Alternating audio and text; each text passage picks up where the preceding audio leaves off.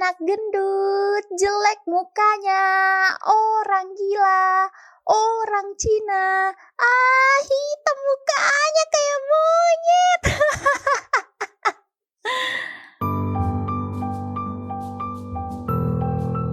Familiar nggak sih dengan cibiran-cibiran seperti itu?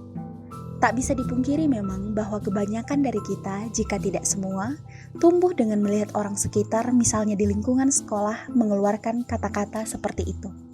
Atau bisa jadi malah kita adalah pelaku dulunya. Murid bodoh! Apa? Kamu ngebantah ya? Udah ngerasa pintar kamu? Kurang ajar kamu ya! Lalu, saat tumbuh menjadi remaja, kata-kata itu juga akrab di telinga kita. Tak jarang kata-kata itu keluar dari mulut orang yang kita panggil guru. Apa lihat-lihat? Ngelawan kamu? Tunduk semua. Kalian semua harus hormat sama senior. Nah, saat tumbuh menjadi dewasa, bentakan-bentakan itu terus datang meski dalam format kalimat yang berbeda. Sayangnya, bentakan-bentakan tersebut sering terdengar di lingkungan pendidikan. Menurut laporan yang masuk ke KPAI pada tahun 2019 dari bulan Januari hingga Oktober saja, tercatat sekitar 127 kasus kekerasan di lingkungan sekolah. Kekerasan dalam dunia pendidikan selalu mengalami peningkatan tiap tahunnya. Bahkan, kekerasan dalam lingkup pendidikan tinggi pun marak terjadi. Biasanya, kekerasan verbal juga non-verbal sering terjadi saat ospek. Akhirnya, acara untuk menyambut mahasiswa baru yang harusnya fokus pada nilai-nilai positif ini malah menjadi ajang bully atau kekerasan yang terjadi di hampir seluruh institusi pendidikan di Indonesia. Lantas, apa yang salah dengan pendidikan kita? Bagaimana penanganan yang tepat agar kekerasan di ranah pendidikan dapat berkurang?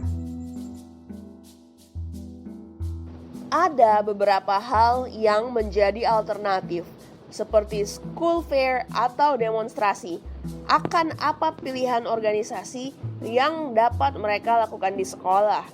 Selain itu, juga ada pelatihan berorganisasi, akademis, dan hal-hal lain yang bersifat pengembangan diri. Juga memperbaiki mindset atau pola pikir setiap individu itu sendiri.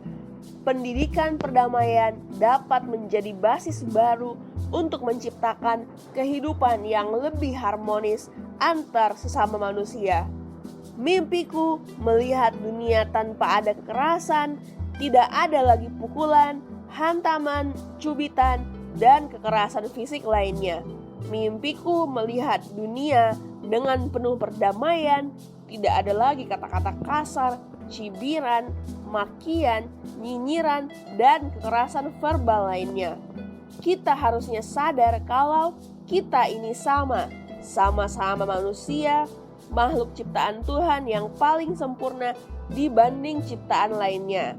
Manusia diberikan anugerah akal untuk berpikir dan memilah mana yang baik dan mana yang buruk, bukan untuk digunakan untuk berbuat keji dan licik kepada makhluk lain yang dianggap berbeda.